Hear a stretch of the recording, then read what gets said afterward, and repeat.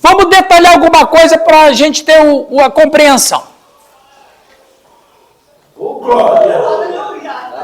Rapaz, eu senti um arrupio aqui, hein? Cadê a pastora Tereza? Hã? Olha, então fostes alguns de vós. Viu, pessoal? Uma coisa importante, o Raul e eu, a gente volta e meia estamos falando sobre isso. Se a gente alimentar o nosso povo com religiosidade, se tem uma coisa que infla o coração de uma pessoa, é tratar ele como religioso. Porque a religião é a única instituição que deixa você um cidadão de primeira categoria e todos os outros para baixo. Você pode escrever. Então, porque, gente, toda pregação que a gente faz na igreja, nos cultos, toda pregação, ela necessariamente, obrigatoriamente, precisa ser um discipulado. É o melhor lugar para discipular o povo, é o culto domingo à noite. Que é a cultura nossa, a cultura do Paraná para cima, é o culto domingo à noite. A cultura de Santa Catarina para o Rio Grande do Sul, a cultura é domingo de manhã. Entende? Então, o culto mais importante nas nossas igrejas é o domingo à noite. E é o melhor lugar para a gente discipular. Eu falo para os meus alunos de homilética, e isso é uma coisa importante, eu quero compartilhar com os pastores aqui. Preste atenção, que às vezes pastores fazem sermão sem pé, sem cabeça. Então, tinham 3 pessoas que decidiram ir no culto naquele domingo. Um homem falou para Deus, Deus, eu vou na igreja hoje, eu vou numa igreja hoje. Eu preciso que o Senhor fale comigo, porque se o Senhor não falar comigo, eu vou dar um tiro na minha cabeça, porque eu não tenho saída. Depois uma moça falou assim, Deus, eu vou numa igreja hoje. E se o Senhor não falar comigo, eu vou para o mundo das drogas, porque eu estou muito tentada a ir para as drogas. E uma terceira pessoa, uma outra mulher, disse, Deus, eu vou numa igreja hoje, se o Senhor não falar comigo, eu vou abandonar a minha família e vou sumir no mundo, porque eu não tenho mais razão de viver. Esses 3 foram na mesma igreja. E naquela noite, o pastor pregou o seguinte sermão, existe vida no planeta Marte? Resultado, o homem se matou, a menina foi para as drogas e a mulher deixou a família. É a noção que a gente tem que ter da importância dos púlpitos serem discipulados. Discipulados. Viu? Importantíssimo isso. Muito bem. Então veja, a igreja de Corinto era uma igreja que tinha que ser discipulada. Havia fornicários e adúlteros. Já vimos que o relaxamento sexual era parte da vida pagã e que a virtude da castidade era quase desconhecida. Sexualmente falando, o sexo ele não era mal visto, não é? Pelo contrário, o sexo ele era sagrado quando ele ia para os templos. Falar em templo, eu esqueci de dizer uma coisa interessante na cultura religiosa egípcia. Só a nobreza, os filhos de sacerdote que iam no templo. Os pobres adoravam os seus deuses em casa e eram ídolos pequenininhos. Era até isso, né? Pobre nunca teve. O pobre sempre levou na cabeça, né? Então, isso é um dado importante. Então, quando você fala assim, idolatria no mundo antigo, não, o templo não era para todo mundo, era só para a nobreza. Os pobres praticavam seus cultos em casa com seus ídolos pequenininhos. Ídolos do lar. Ídolos do lar. Porque as pequenas células. Porque daí ir para o templo, Vânia, era muito chique. Ir para o templo só a nobreza e os sacerdotes, e família de sacerdotes. Porque de resto, né, era para em casa fazer E veja, o sexo sagrado era no templo. Então o camarada, o homem ia para o templo, ou a mulher ia para o templo para se purificar. Então, Que noção de pecado as pessoas tinham naquela época? Nenhuma! Gente, presta atenção, nenhuma religião, preste atenção, nenhuma religião da história ensinou princípios éticos e morais. Todas as religiões do mundo antigo só diziam como que a divindade tinha que ser adorada. Ponto. Não havia noção de pecado, ou seja, nenhum adorador dentro do paganismo praticava pecado. A única responsabilidade que o adorador pagão tinha era de oferecer aos seus deuses o sacrifício que ele precisava levar. E ainda assim, era uma idolatria ligada com profissão. Isso é importante falar. Por quê? Porque é o seguinte, o sujeito só adorava determinado Deus de acordo com a profissão dele. É sempre bom falar isso. O cara que era agricultor, ele adorava o Deus da tempestade, do sol, da natureza, porque ele precisava da chuva para a colheita dele. Então ele tinha essa adoração. Ele ia adorar os deuses que vinham abençoá-lo. Baal era o Deus mais principal. Sim, Sérgio? De acordo com seus interesses. Com seus interesses, com a sua necessidade. Se o sujeito era pescador, ele adorava Netuno, porque ele precisava dos favores de Netuno. Se ele era soldado de um exército, ele adorava Ares, que era o deus da guerra. Então, as religiões estavam intrinsecamente ligadas com profissão. De modo que se ele mudar de profissão, tinha que mudar de igreja.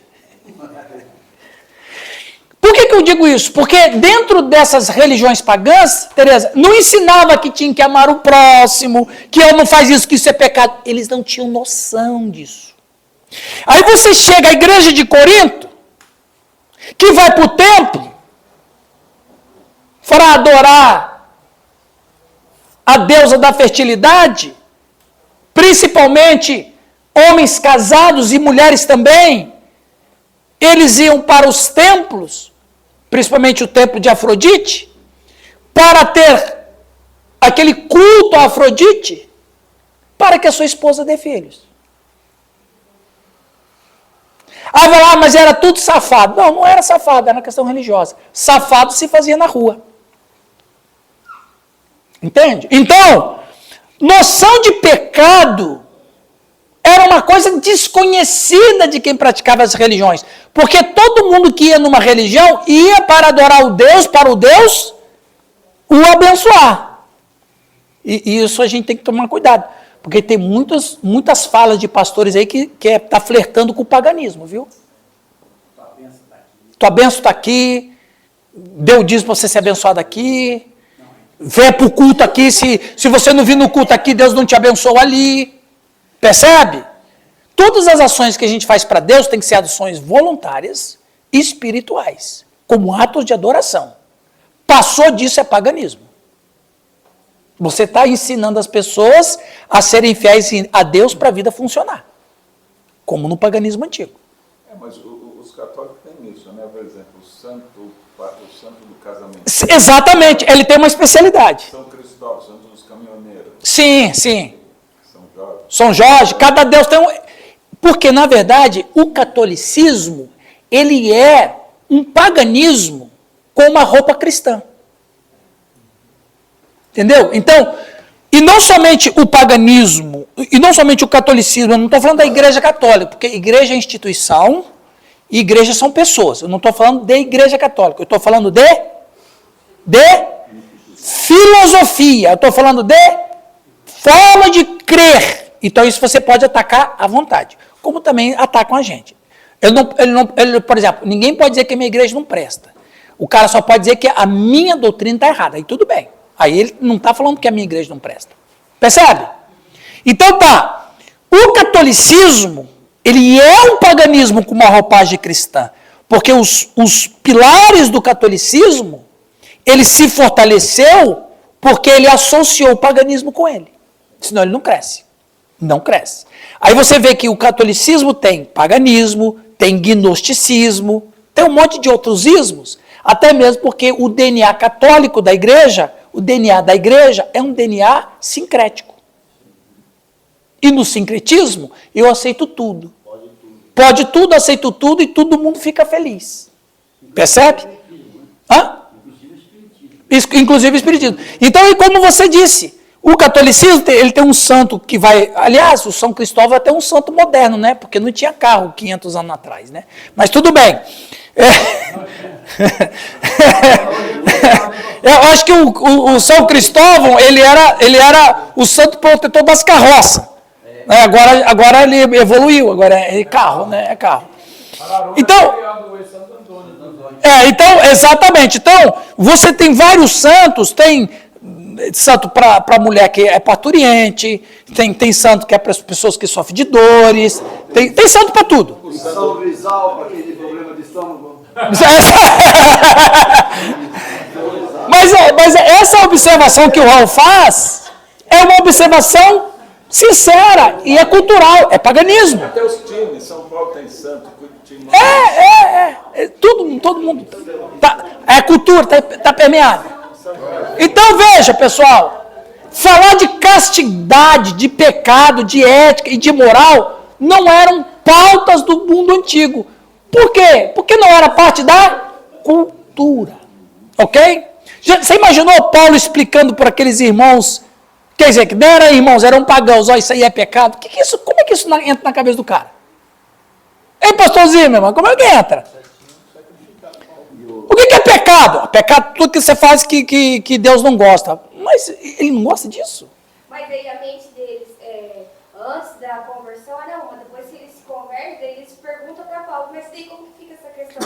Como que fica? Como é que é? Como é que não é? Como é que é? Porque então a gente fazia isso. Então não é combinado de fazer, os caras casados, então... 1 Coríntios 7. Não, talvez a gente vai começar hoje. Talvez a gente comece hoje com o 1 Coríntios 7. Porque a fé cristã revolucionou a cultura. Mais do que a espiritualidade, ela revolucionou a cultura. Ela invadiu em tudo. Porque se eles estavam na promiscuidade, no pecado. Se converteram, vamos parar então de fazer isso.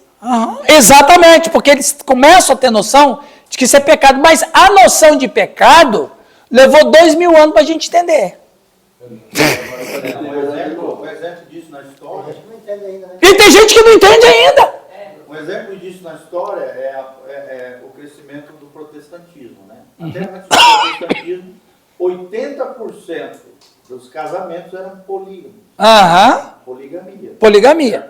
Que é crime no Brasil. Antes do protestantismo. Após o protestantismo, se alterou isso. 20% era monogâmico e 80% poligâmicos antes do protestantismo. Depois se inverteu isso. Hoje é a minoria poligamia e a maioria, pelo menos oficialmente.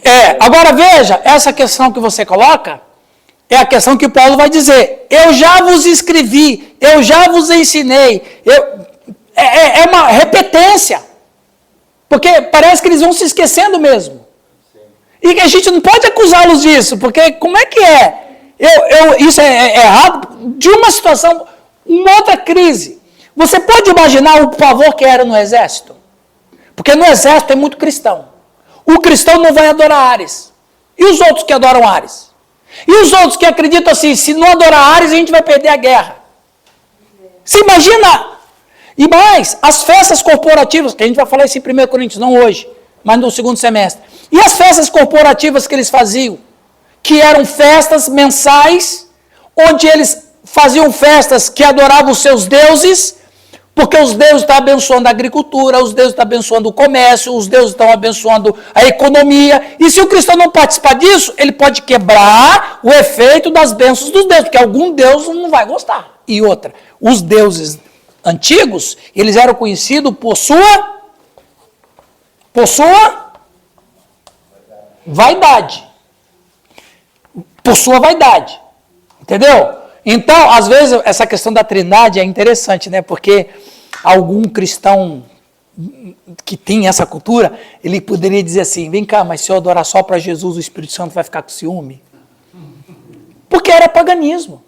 Percebe? Até eles falar que não, Pai, Filho e Espírito Santo são 3 em 1, até eles entenderem isso, que na verdade até hoje é um problema para a gente entender isso aí. Beleza? Vamos adiante. Sim? A palavra que emprega para fornicário, especialmente desagradável, refere-se aos homens que se prostituem. Deve ter sido muito difícil ser cristão na corrupta atmosfera de Corinto. Não é fácil não. Não era fácil. Vamos lá. Atividade sexual de todos os tipos era comum na cultura grega e romana de Corinto. Não é surpreendente pensar que mesmo os crentes em Jesus tiveram dificuldades em ver a imoralidade sexual como um problema sério. Não era um problema sério.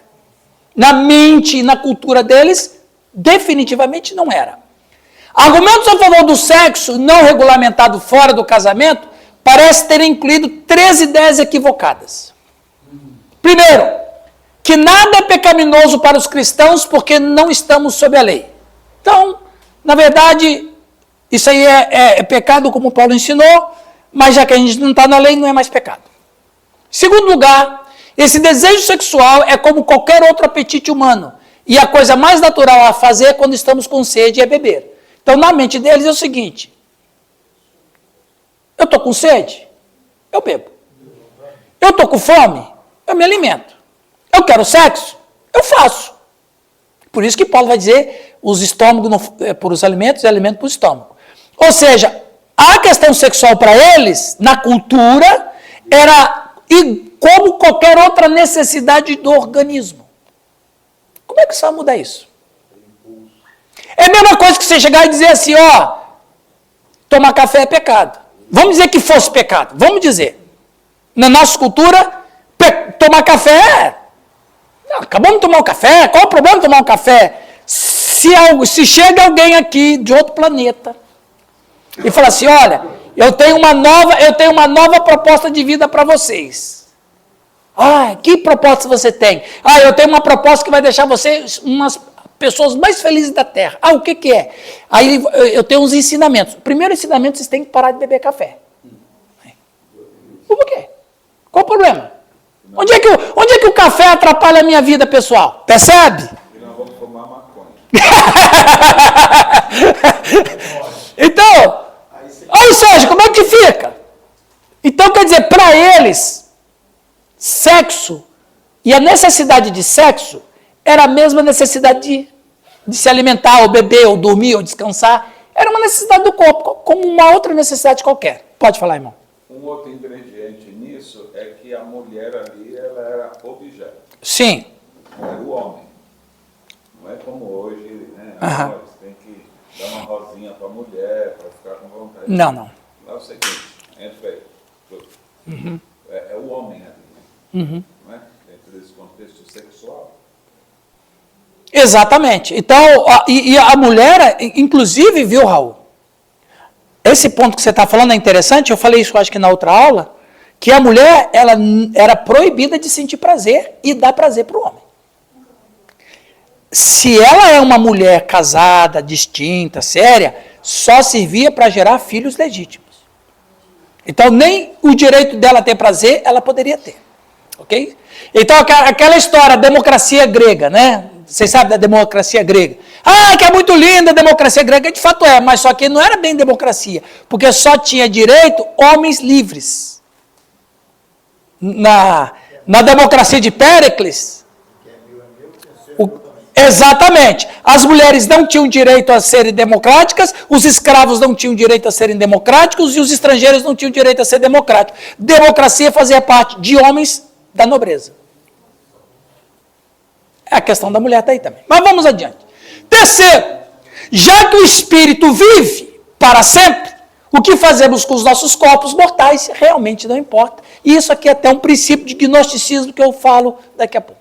Muito bem. Paulo confronta cada argumento. Giovanni, lê para nós, por favor, ali. Paulo confronta cada argumento. Primeiro, o padrão para os crentes não deve ser se algo é ilegal, no sentido de ser abertamente condenado, mas se é útil e se destrói nosso autocontrole. Em segundo lugar, o sexo é muito mais do que apenas outro apetite ou função corporal. Aqueles que fazem sexo, mesmo com uma prostituta, tornam-se um só corpo com seu parceiro, tanto física quanto espiritualmente. Deus projetou o sexo para funcionar exatamente dessa maneira dentro do casamento. Por quê? O sexo, e aí, sim, terceiro, vai lá, Giovanni.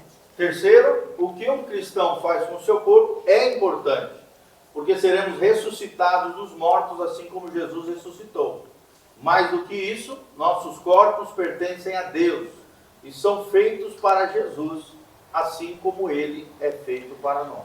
O estômago tem uma necessidade, o corpo tem uma necessidade de descanso, mas o sexo é diferente. É isso que eles não entendiam.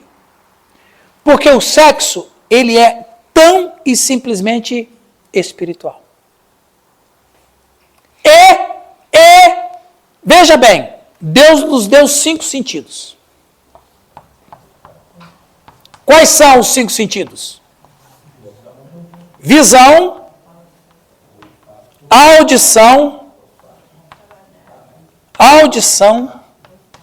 olfato, tato e paladar. Veja bem.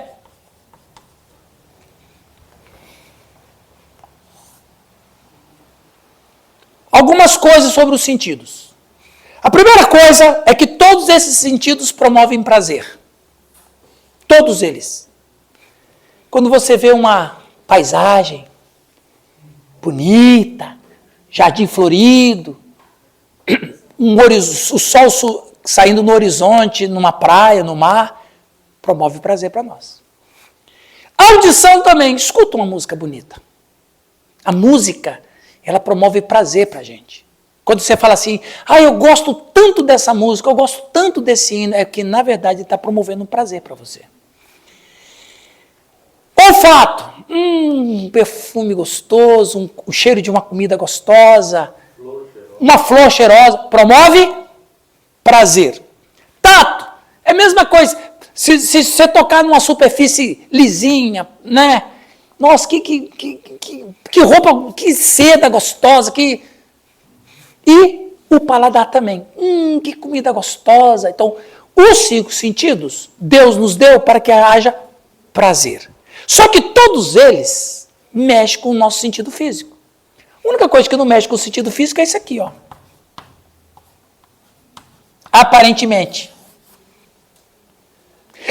Eu posso saber que todas essas coisas existem porque eu posso ver, ouvir, cheirar, tocar e comer.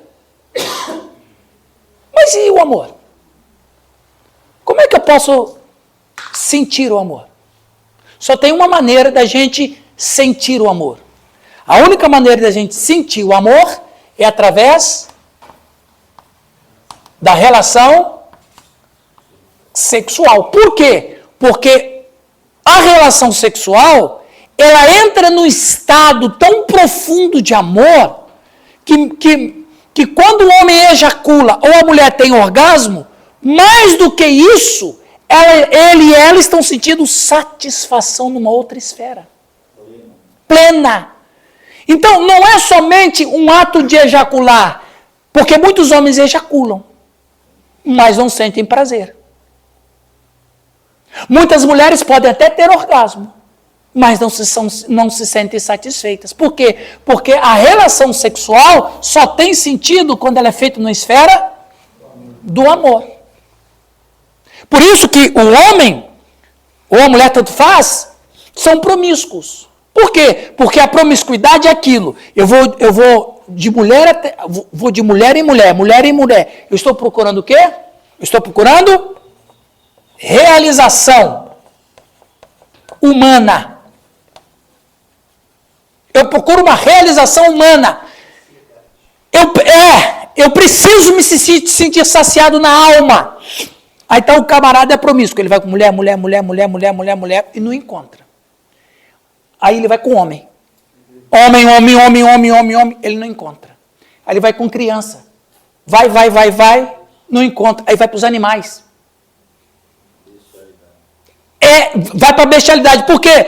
O fulano, ele praticou bestialização. Pode ter certeza, ele é um promíscuo que não conseguiu encontrar satisfação em nada na vida. Por quê? Porque o sexo que promove satisfação só quando ele tem amor. E amor é um princípio da espiritualidade. E é isso que Paulo está dizendo para eles, entendem? Por isso que ele está dizendo isso. Isso aqui é uma boa palestra para casais, não é?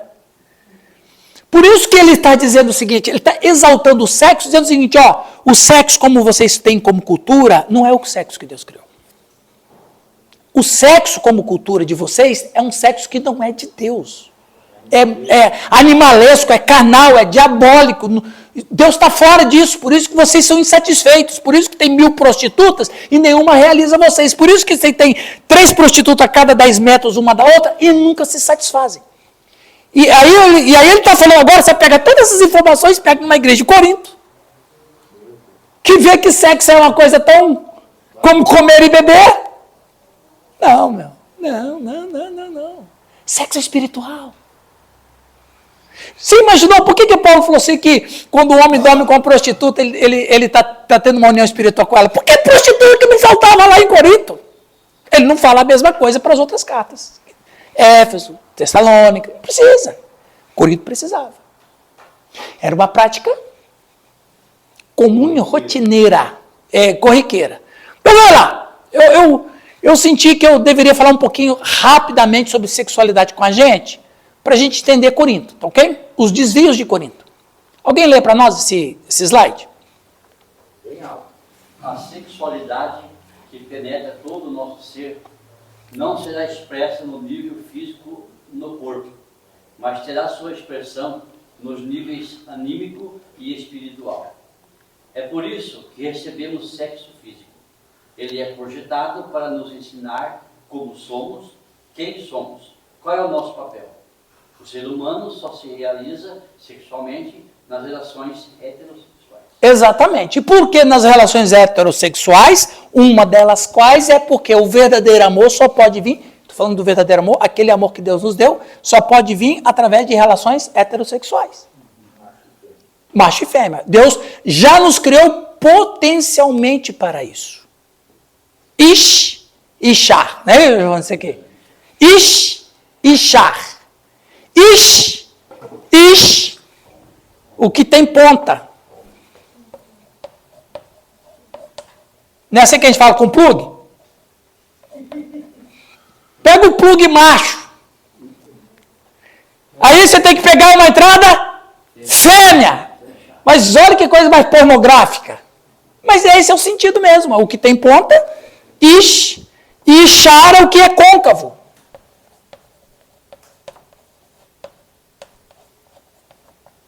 O que é côncavo. Ou seja, Deus já nos criou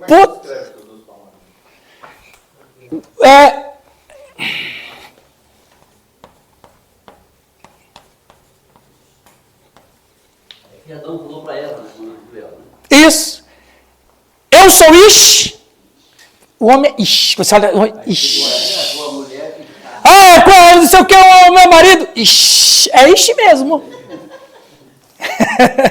Ishar é a mulher. Então, chata é a mulher. Como é que é o homem? Ish. E a mulher? Chata. Essa foi boa. Então. Mas, Irã, esse slide, o ser humano só se realiza sexualmente nas relações heterossexuais. Nós tivemos esse final de semana a marcha gay. Nós tivemos, Brasil, né? Desculpa, é Brasil.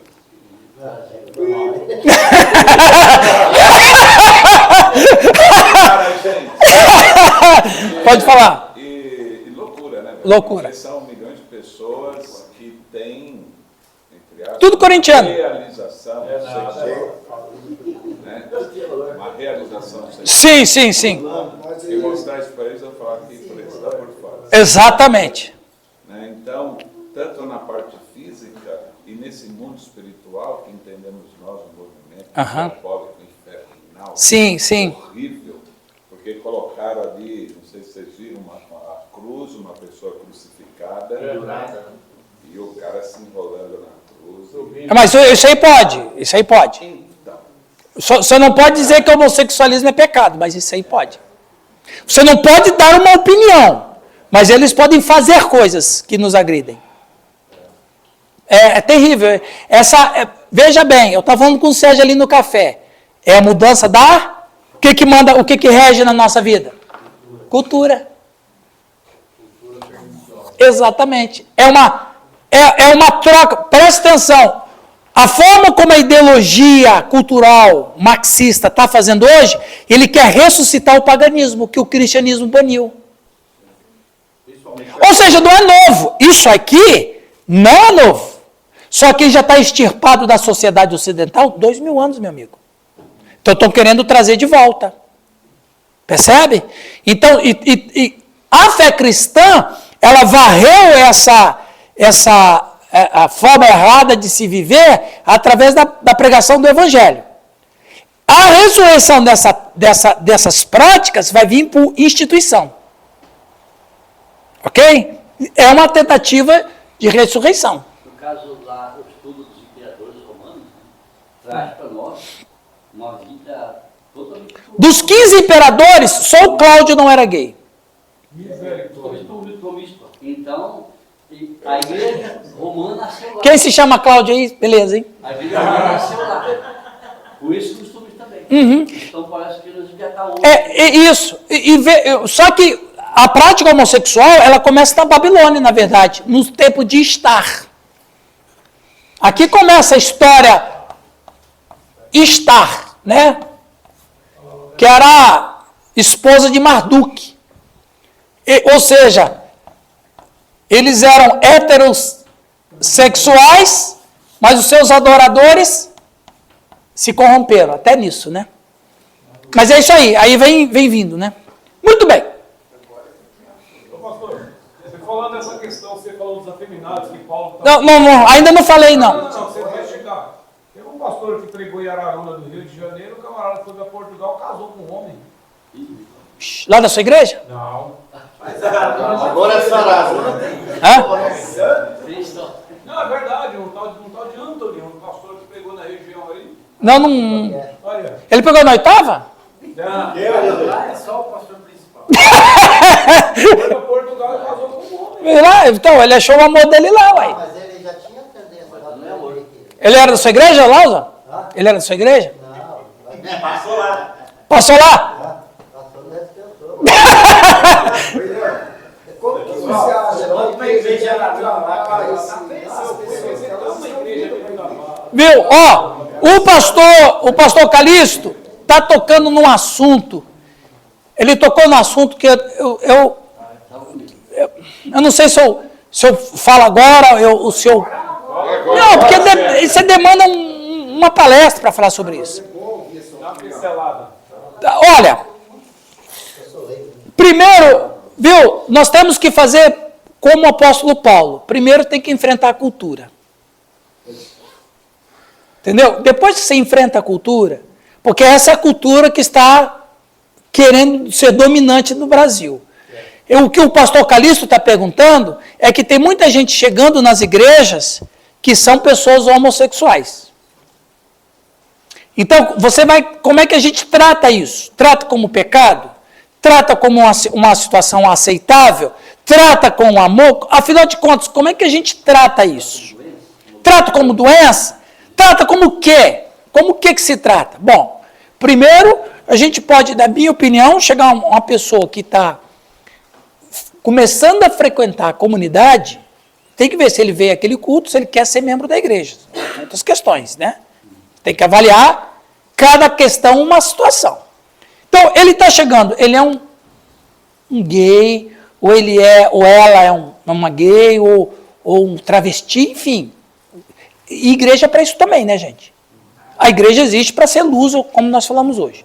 Primeira questão é amar essa pessoa. Ponto. O amor é a base de tudo. Mas o amor verdadeiro, o amor da Bíblia, o amor real, o amor que diz o que tem que ser dito. Ok, primeira questão é amar e fazer com que essa pessoa se sinta confortável conversando ou sendo acompanhada por um pastor, um casal pastoral de preferência. Ela tem que se sentir confortável. É uma prática pecaminosa e que você e todos nós devemos que levar a essa explicação. Pode-se usar a Bíblia, deve-se usar a Bíblia, mas antes de chegar na Bíblia, você pode começar a falar sobre a biologia, pode falar sobre a natureza, você pode falar sobre sociologia, você pode falar sobre antropologia e você chega até a Bíblia. Porque se chegar com a Bíblia, na minha opinião, se chegou com a Bíblia, já afastou, a pessoa já se sente... Então começa a ir por esses processos da história da humanidade. Como é que chegamos aqui? Como é que sobrevivemos até aqui? O que é amor? Qual é a relação que promove satisfação? Satisfação na alma. Vai dando essas explicações. Vai falando. E, até que chega na Bíblia, claro que isso não é num dia só, você vai ter que ter vários processos, você vai ter que conquistar a confiança e a lealdade da pessoa, a pessoa vai chegar, você tem que orientá-la que ela precisa de Jesus Cristo, que é uma prática, de fato, que Deus abomina, mas que chegar com essa verdade logo de cara, você espanta a lebre. Eu estou perguntando porque na nossa denominação isso já é uma realidade. É uma realidade, eu sei que é. Tem um caso em Aracaju, que o pastor Sim. está respondendo o processo até hoje, porque um casal gay queria ser batizado, o pastor recusou fazer o batismo. E eles entraram com o processo contra a igreja. Na verdade, quando alguém chega... Gente, viu? Foi muito bom você tocar nesse assunto, pelo seguinte. Uma coisa é você nunca assumir algo pessoal. Por exemplo, eu quero ser batizado na igreja. Não, eu não vou batizar. Bom, aí ele tem o direito de processar você. Porque quando você fala eu, é pessoal. Mas você fala bem assim, olha, os princípios da igreja é esse. Então, se ele quiser processar, processa a instituição. Mas não você, exatamente. Aí vai ter um choque, porque a igreja como instituição, ela é legalizada, reconhecida pelo governo e ela tem autonomia. O espaço dela é sagrado, defendido pela Constituição. Então, se você falar assim, não, eu não vou fazer porque eu sou contra, ele vai processar mesmo. Mas se a gente falar assim, a igreja, dentro de suas normas, que é pautado pelas Escrituras, pela Bíblia, eu estou impedido de fazer isso. Pronto, acabou. Não é pessoal, é institucional. Percebe? O problema é que muitos pastores assumem pessoalmente. Mas a lei vai... Não sabe falar. Mas a lei vai e protege a pessoa, mesmo que estatutos sejam parados legalmente. Bom, Escrito lá. depende. Se você pegar um juiz que é conservador, ele vai dar causa para a igreja. Mas se for com estatuto, Não, legalmente. hoje, o Brasil hoje, pastor Sérgio, tem uma insegurança jurídica muito grande. Você tem que acertar quem vai julgar a causa. Se quem vai julgar a causa é conservador, o conservador vai pelo que diz o direito. Se pegar um julgador que ele é ideológico esquerdista, ele vai o que diz a ideologia e não o que diz o direito. Esse é o problema do Brasil. Você tem que julgar, você tem que acertar um bom promotor, tem que acertar infelizmente. Mas tem que estar no estatuto. Tem que estar. E eu acho que as igrejas estão colocando isso. Vai. Claro. Independentemente. Não consta essa parte. Essa parte. Deveria. E amparado pela Escritura. Ó, fala. Nós não estamos entrando no que é sua norma. Por exemplo, a nossa homossexual tem a mesma prática da nossa Pessoal, tem vários burburinhos aqui, ó. Vocês estão parecendo um ágora agora. Fala, Milton. O cara chega dentro da igreja, ao invés da igreja abraçar ele, Espelhe. não espere. Está errado também. Agora a gente está fazendo uma casa de bênção, lá, um grupo de evangelismo no cabeleireiro, e um deles é Um gay. vizinho. Aham. Mas isso é igreja. Ele tem o mesmo desejo que qualquer outro homem. Claro. Outro homem gostaria de ter um punhado de mulher. Mas ele não faz por quê? Porque eu tenho consciência. Cristo na minha vida. Exatamente. É a mesma coisa. Só que ele está interessado no outro, no mesmo sexo. Numa prática que... Agora, será que a gente não está pecando nisso? cuidar deles. Não, Porque para eles são amados por Deus. A Claro. prática do pecado, não. Só que daí, lembra que no começo que nós falamos sobre que os coríntios diziam, a lei é demais, não precisa dela tanto. Tá certo, a lei, mas a graça demais também está errado. Então a gente tem que ter um ponto de equilíbrio. O ponto de equilíbrio qual é? O ponto de equilíbrio, ô pastor Newton, é a palavra de Deus. Então quer dizer, quando você e eu, quando nós ensinamos os princípios bíblicos da sexualidade, Quem faz a obra é o Espírito Santo. exatamente, meu amigo, é assim. Nós amamos você, Deus ama você, mas essa prática não tem apoio nas Escrituras. Estou dizendo isso num discipulado. Com amor, tem que ser dito. Tem que ser dito. Agora, você disse bem, a igreja não pode pecar dos dois lados. Nem expulsar a pessoa e nem abraçá-la como se fosse uma coisa normal. Não, eu tenho que aceitar porque eu tenho que amar todo mundo. Esse extremo está errado. Não, Esse extremo está errado. Aceitar o pecado. Ué. Não, a pessoa... Porque um homossexual, de acordo... Não é minha área, tá? Até o cunhado que é viado aí não sabe. Você conversa com ele, você já sabe. Por exemplo, o alcoólatra, Nilton, o alcoólatra, ele pode nunca mais beber, mas ele continua alcoólatra. Mas enquanto ele matar o velho homem, ele não é. Não, mas há um problema muito sério. A alma humana é um mistério. Mistério divino. É um mistério. Porque tudo que Deus faz é tão profundo que a gente não consegue prescutar. Não tem jeito. A alma humana é um mistério. Então, o sujeito converteu a Cristo, é nova criatura, mas ele não pode passar em frente a um boteco. Não pode. É o gatilho. É o gatilho. Por isso que muitas igrejas usam suco de uva em vez de vinho. Porque tem um camarada lá que é alcoólatra. É convertido, mas ele é alcoólatra. Ele só não bebe mais. A prática homossexual, os instintos da pessoa estão ali dentro. Agora, se ele não pratica, ele ficou um eunuco, beleza. Porque Jesus falou que tem os eunucos de nascença e tem os eunucos que se fizeram. Aliás, eu tive uma situação, bom, não vou falar disso aqui porque não é o tema agora, mas daí você tem que falar com ele, meu irmão, é o seguinte, ó, você é assim, assim, assim, agora você entregou a vida a Jesus, não, eu não quero mais isso porque isso é pecado mesmo, mas eu tenho a luta dentro de mim. Então você agora é uma qualidade que poucos têm. Qual? Eunuco. Ponto. Ele é um eunuco, tem que tratá-lo assim. E ele tem que ter cuidado para... Ou ela, né? O lance bíblico, espiritual, teológico, a gente até... O lance é a prática social. Né? Então ele está aqui e aí fala assim, nós vamos ter um grupinho. Aí vai o filho. Não, vai com ele. Meu filho não vai. Pronto, já está discriminando. Ele vai saber que a gente está precisando. Exatamente, exatamente. Prática social, é verdade. Eu proponho o seguinte, você falou aí que não é o assunto, mas já que você é assunto sexualidade, proponho aqui um sábado de manhã você fazer um especial para nós sobre esse assunto. Pode ser, pode ser. Ele é a nossa... E as igrejas estão sofrendo. Então. E pastores estão com medo. E o culpado disso é o pastor Calixto. Você tem ideia? Eu recebi uma irmã da igreja que é uma bênção. E o filho dela é um homossexual. E aí ele veio um dia na igreja e o pessoal falou, cuidado. É o que o Raul está falando aí, ó. Você fica longe dele. E, assim, a discriminação, sabe? Sim. Que gerou um Mal-estar, é isso. É educação. Fala, pastor Zimmermann.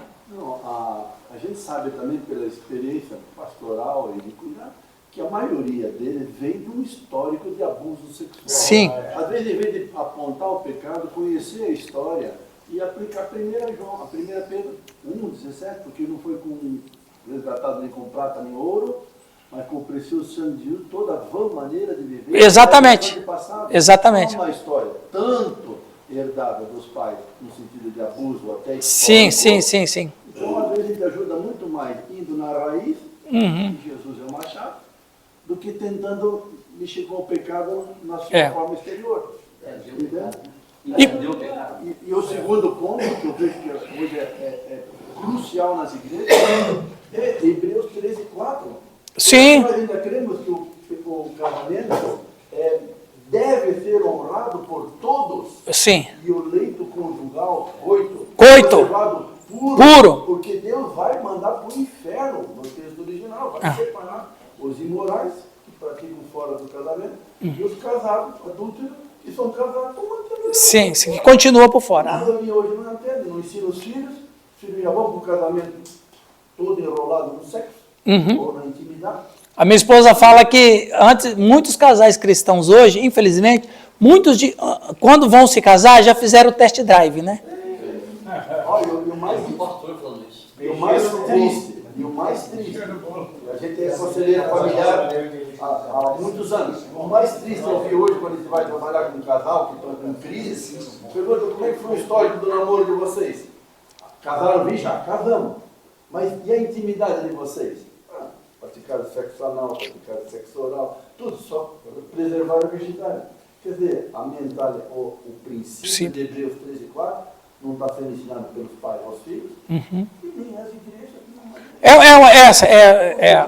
Nós temos que somar tudo o que foi falado aqui da seguinte maneira.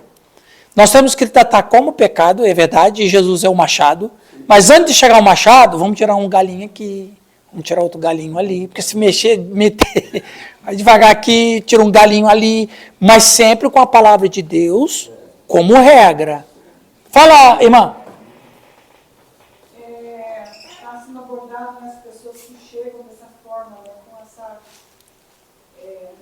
prática. Essa prática. Só que se nós formos olhar, pastor, e eu conheço casos também que não estão chegando, mas já estão dentro de família. Tem esposas, tem filhos, estão buscando, são presbíteros, estão em cima do altar, e infelizmente tem essa prática fora do casamento. Eu contei um testemunho aqui da aula passada, não foi? Da igreja que eu fui pregar lá em Maringá, né? Exatamente. Agora, viu, meus irmãos? Lembre-se, uma coisa muito especial. O que nós falamos na SESI hoje? Luz contra. A Bíblia diz que Satanás, como é que diz lá? A palavra de Deus? Nossa luta não é contra carne e sangue, contra principados e potestades que atuam nas regiões celestes. Ou seja, o príncipe desse mundo está povoando a mente de homens importantes, homens e mulheres importantes, instituições importantes, colocando pessoas estratégicas como instrumentos do mal para nortear a sociedade humana, pervertendo o que é de Deus. Então veja, mais do que uma questão social, mais do que uma questão de relações humanas, nós estamos trabalhando com o reino das trevas. Nunca esqueçam isso. O problema é que tem cristão que não tem sabedoria, como Paulo disse em Romanos 10:2. Eles têm zelo por Deus, mas não têm entendimento. Esse é o problema. Nós temos que lutar contra as obras das trevas, e a Bíblia mesmo diz em Efésios 5, antes, porém, reprovai-as, porque o que eles fazem oculto, o só referia vergonha. Eu devo me posicionar como cristão, como luz do Senhor, no mundo de trevas, e as trevas vão tentar aumentar, tentando apagar certas luzes, mas eu tenho que manter essa guerra espiritual. Eu tenho que manter, e como que eu mantenho? Com a espada do Espírito, que é a palavra de Deus. Com amor, firmeza e principalmente sabedoria. Para mim não ficar naquele lado de expulsar e descriminalizar, mas por outro lado, como o pastor Zimmermann falou, vem aqui, Jesus é amor, etc. Não. A gente tem que ter firmeza, amor, firmeza e sabedoria. Fala. Olha, pastor, 3 pontos do seu sermão domingo. Porque assim, é fácil a gente lidar com uma situação que vem de fora. Sim, muito. Uma pessoa que é uma alma para Cristo, está chegando e eu tenho que lidar com ela. mais difícil quando está dentro da família. É muito difícil. Como que vai fazer? Você vai jogar fora? Não. Não tem como. Vai jogar água com o bebê junto? Não tem como. Então é uma situação muito delicada mesmo, até porque eu tenho esse caso, na minha família tem esse caso. Aham. Eu tenho uma filha que ela tem 10 anos. Então a gente tem esse cuidado, porque ao mesmo tempo que tem alguém dando o exemplo totalmente ao contrário daquilo que é a vontade de Deus, tem alguém que também está aprendendo olhando para os dois lados. Então como que eu vou agora separar isso? Mãe, posso levar a tomar sorvete? Mãe, posso levar no cinema? Né? Eu tenho responsabilidade sobre as duas pessoas, tanto a que está crescendo quanto a que Eu entendo você, porque eu também tenho um caso semelhante a esse, mas uma coisa, tem um caso na nossa família também assim, de uma pessoa muito querida, uma menina muito querida, mas que em relação à filha e neta, a gente entende que a família protege, mesmo quem está com essa prática. É como se fosse assim, minha família não precisa se envolver com o que eu envolvo. Percebe? Então, pelo menos esse é o sentimento que eu tenho na nossa casa, na nossa família. É isso que eu sinto. Tem um temorzinho? Sim, mas eu vou para esse lado aí. Pelo menos é um sentimento que eu tenho. Agora, claro que a gente tem que cercar-se de cuidados, temos que nos cercar de vigilância, principalmente que isso está se popularizando muito. E cada vez vai ser mais comum. Vai. O pastor Oswaldo estava na frente, sim. No caso, assim, ó, quando eu fui para a igreja, eu era alcoólatra. 30 anos, né? Faz. Você falou uma coisa muito certa aí, que isso aí está dentro da gente. Eu tenho que fugir disso aí, todo dia, 4 leões por dia. 4 leões, viu? Não é só um, não. Porque se eu for em ambiente que está assim, então eu tenho que... Exato. Aí que eu acho que Deus olha e fala assim, não, realmente a pessoa... Por exemplo, eu estou na igreja porque eu fui salvo por Jesus. Então eu dependo dele. Porque você falou assim, dele, quando eu tenho que olhar para o passado e ver quem eu era antes e quem eu sou hoje. Exatamente. Eu não quero voltar mais para lá. Ninguém quer. Falar que você agora eu fiquei o super-homem, não, a fraqueza minha está aí ainda. Por isso que Deus não tirou o espinho da carne de Paulo. Mantém ele ancorado. Sim. Eu ia só complementar aqui, você falou que é espiritual e é mesmo, porque essa guerra, porque o mundo, de agora indo para frente, só vai deteriorar mais e só vai piorar mais. E esse povo do homossexualismo, eles estão crescendo, eles estão tendo tanto ibope, tanta repercussão, que eu tenho visto, meu filho aconteceu isso com ele, que assim, dentro da sala de aula, não tirando o que o pastor ali disse, que a raiz do homossexualismo, a maioria é... De abuso. Não tirando isso. Mas hoje o mundo está tão ruim que virou assim, eu vou ser bissexual. Por quê? Porque tá todo mundo Redes sociais. É uma A influência das redes sociais. Sexto ano, 11 anos de idade. Então assim, como que a igreja se prepara para receber isso? Às vezes nem foi. Você fez termina que eu quero dar uma ideia. Às vezes nem foi abusado, mas porque... A influência, tá todo mundo falando, né? Porque o amigo tá falando que é moda. Moda. Eu penso assim, viu? Você fez uma boa questão, e eu quero dar uma sugestão para todos aqui, fazer isso. Façam fóruns nas suas igrejas. Fazem fóruns no final de semana. Sábado de manhã, de tarde e de noite. E daí o que você faz nesse fórum? Minha opinião. Não. Você pode...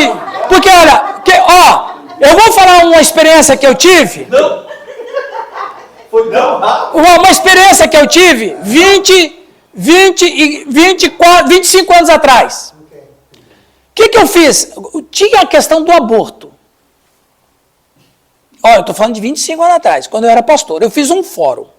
Nesse fórum, o que eu fiz? Eu chamei um psicólogo, um advogado, um ginecologista e um pastor. Cada um ia falar dentro da sua área sobre o aborto. O psicólogo iria abordar a questão do aborto no caso da mãe.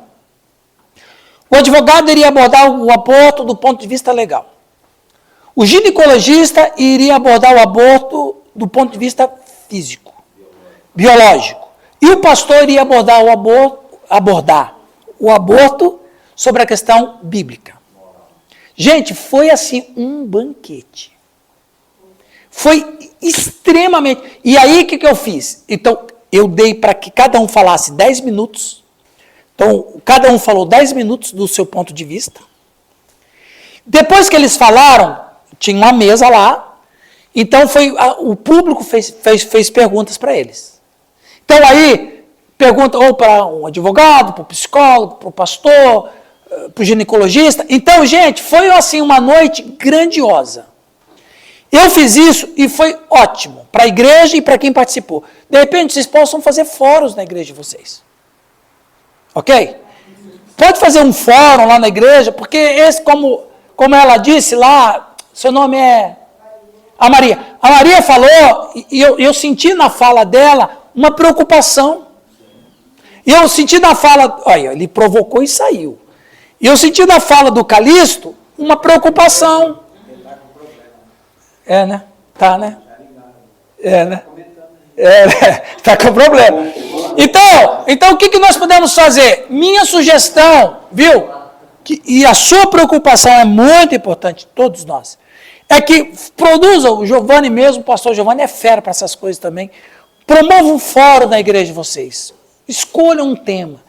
A homossexualidade, chame profissionais da área, de preferência de cristãos, né? Ou até não, mas que você sabe que tem uma posição conservadora, e que daí cada um pode falar sobre como que é.